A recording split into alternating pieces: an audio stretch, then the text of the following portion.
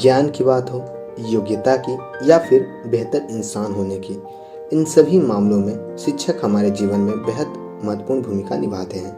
लेकिन ज्ञान के साथ साथ कुछ और भी योग्यताएं होती हैं जो एक शिक्षक को अपने आप में बेहतरीन और स्टूडेंट्स का पसंदीदा बनाती हैं। नॉलेज, प्रेजेंटेशन, दोस्ताना व्यवहार, अनुभव और उदाहरण तथा जीवन की समझ, ये सभी गुण खान सर में हैं। जी हाँ, हम बात कर रहे हैं पटना के खान सर की, जिनके नाम के ऊपर आजकल कई प्रकार की टिप्पणियां की जा रही है। तो चलिए शुरू करते हैं उनके जीवन की कहानी को। खान सर का पूरा नाम फैजल खान है। खान सर का जन्म दिसंबर 1993 में उत्तर प्रदेश के गोरखपुर जिले में एक मध्यवर्गीय परिवार में हुआ था। इनके पिता आर्मी में कार्यरत थे, जो इस समय रिटायर हो चुके हैं। इनकी मां गृहिणी है और इनके भाई आर्मी में कमांडो के पद पर कार्यरत हैं। खान सर की हमेशा से ही इच्छा देश की सेवा करने में रही है। वो भी भारतीय सेना में ज्वाइन होना चाहते थे और देश की सेवा करना चाहते थे। इन्होंने एनडीए का एग्जाम भी पास कर लिया, लेकिन वो फिजिकल फिट ना होने के कारण इनका सिलेक्शन एनडीए में नहीं हो पाया। एनडीए में सिलेक्शन ना होने के कारण वो बहुत दुखी रहने लगे। इसे देखकर इनके पिता और भाई ने सहानुभूति देते हुए इनसे कहा, अगर तुम भारतीय सेना में सेलेक्ट नहीं हुए तो क्या हुआ, जनता की सेवा भी तो देश सेवा है। तब से इनका लक्ष्य जरूरतमंदों की मदद करना तथा जनता की सेवा करना है। इन्होंने एक अनाथ आश्रम की भी शुरुआत की है, जिसमें गरीब बच्चों को मुफ्त शिक्षा तथा उनके रहने की भी व्यवस्था की गई। अगर हम बात करें इनकी गर्लफ्रेंड या इनकी शादी की, तो खान सर की कोई भी गर्लफ्रेंड नहीं है। इनकी सगाई पहले ही हो चुकी है और शादी 2020 में ही होनी थी, पर कोविड-19 के कारण इन्हें अपनी शादी स्थगित करनी पड़ी। इनकी मंगेतर इस समय बनारस हिंदू महाविद्यालय में डॉक्टर हैं। अब बात करें इनके शिक्षा की, तो ये बचपन से ही पढ़ाई में रुचि रखते थे। इन्होंने अपनी 12वीं तक की शिक्षा गोरखपुर गवर्नमेंट स्कूल से पूरी की।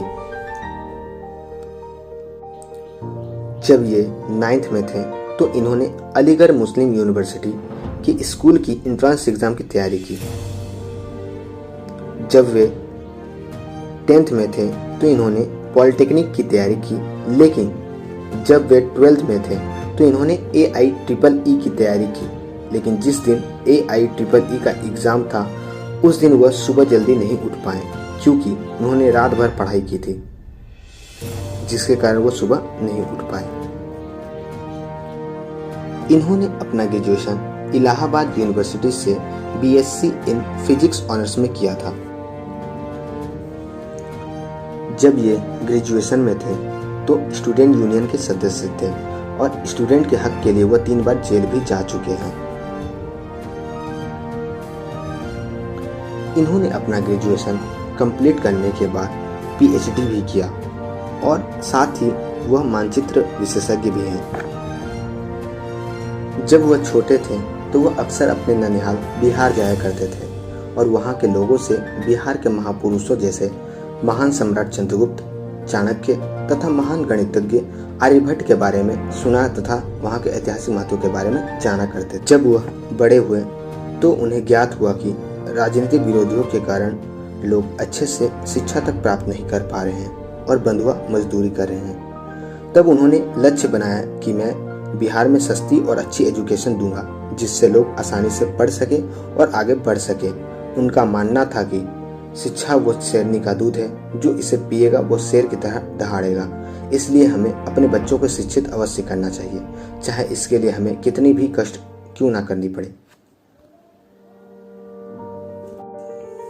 और इन्होंने पटना में सबसे बड़ी coaching centre Khan GS research centre तथा पटना की सबसे बड़ी लाइब्रेरी की शुरुआत की। शुरुआत में इनकी कोचिंग संस्थान में कम स्टूडेंट थे, लेकिन इनके पढ़ाने के तरीकों को देखकर इनकी कोचिंग में बहुत तेज़ी से बढ़ोतरी हुई।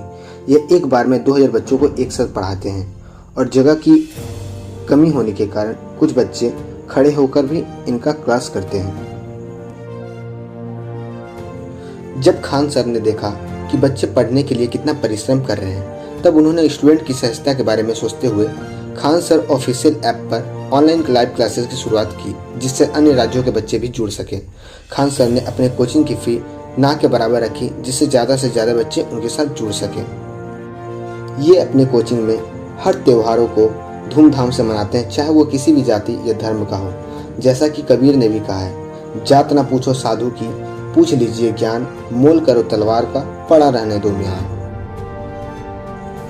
जब आप कामयाब होते हैं तो आपके दुश्मन अपने आप ही बन जाते हैं। इनके दुश्मन भी बने। इनके दुश्मन इन्हें इंस्टीट्यूट बंद करने के लिए धमकी देते रहे, लेकिन खान सर बिना डरे इंस्टीट्यूट संचालित करते रहे।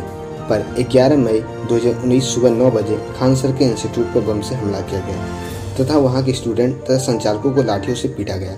इसके बावजूद भी खान सर डरे नहीं, बल्कि अपने इरादों को मजबूत करते हुए उन्होंने कहा, अगर तुम हमें मार भी दोगे तब भी हम इस संस्थान को बंद नहीं करेंगे। कोविड-19 के कारण बच्चे कोचिंग नहीं आने पा रहे थे। तब इन्होंने अपना लेक्चर अपने YouTube channel Khan GS research centre में अपलोड करना शुरू किया। इस यूट्यूब पर फिलहाल 97 लाख सब्सक्राइबर्स हैं। शुरुआत में तो लोगों ने इनके लेक्चर को इग्नोर किया, पर जिसने भी इनके लेक्चर को देखा वह इनका फैन हो गया। इनके लेक्चर की विशेषता रहती है कि यह देश से जुड़ी समस्याओं का समाधान बताते हैं। अगर ये वीडियो आपको पसंद आए तो इस वीडियो को लाइक करके चैनल को सब्सक्राइब करें, ताकि और वीडियो मैं आप लोगों के लिए लाता रहूं।